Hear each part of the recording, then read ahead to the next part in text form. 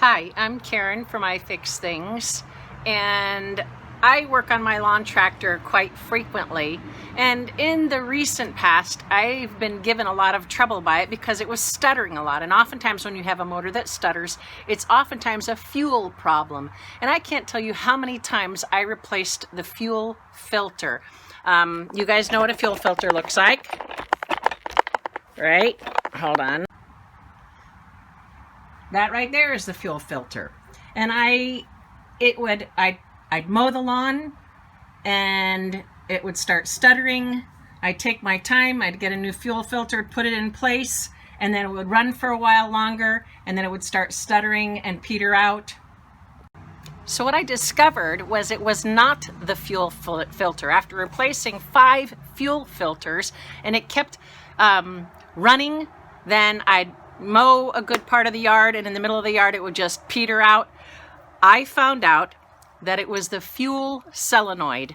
And just so that you know, a fuel solenoid is made specifically for lawn tractors so that when you turn it off, because oftentimes lawn tractors have a gas tank higher than the carburetor, and what it would do, it was linked to the key, and when you turn it off, it would send a small little shaft up into the carburetor to keep fuel from flowing into the engine, because if it did that, it would flow into the engine and then flow into the oil and then really ruin your motor completely. And so you have these fuel solenoids, which are anywhere from $50 to $100.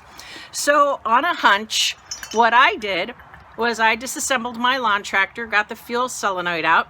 See, here is a little gizmo that goes up and down, right? See that? I think they call it a pinctum, something like that. Anyhow, I took a toothpick, shoved it down, shoved the toothpick in there, and then put it all back together, and sure enough, my lawn tractor worked. So today I was mowing the lawn and it started stuttering again. I pulled it apart and I found that the toothpick had dislodged itself. So I'm ready to commit, and I'm going to go ahead and cut this off, because what I've done is I've added to my fuel line a fuel shut off, which means when I turn my lawn tractor off, I go ahead and shut the fuel off, which means fuel is no longer going to run into my carburetor and into my engine and dilute the oil, etc., etc., etc. So I'm going to go ahead and get my I don't know, Dremel tool or something like that, cut this off completely down to the bottom, and then reinstall it back in. See you in a second.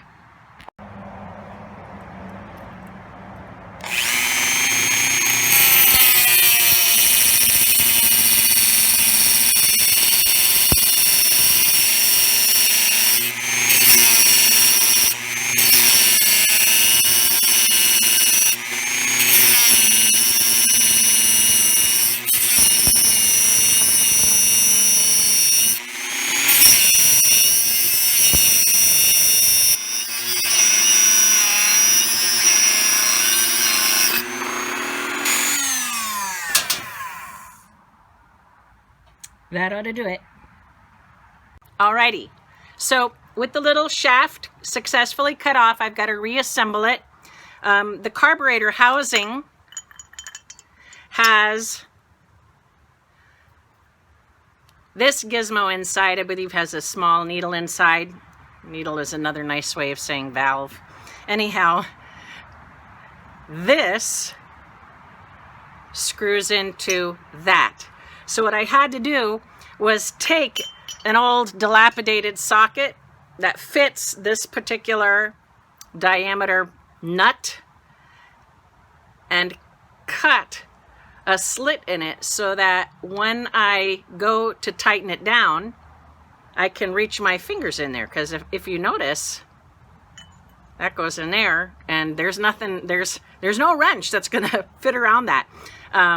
And if you want to fit a socket around it, you've got this in the way. So I manufactured my own little bit that'll hold it as I seat it. So let me go ahead and put that together. Okay, there it is, seated properly over the carburetor assembly. As a reminder, you are no longer going to plug this in.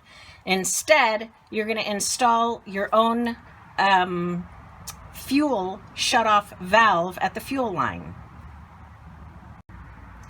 Okie dokie, everything's put back together.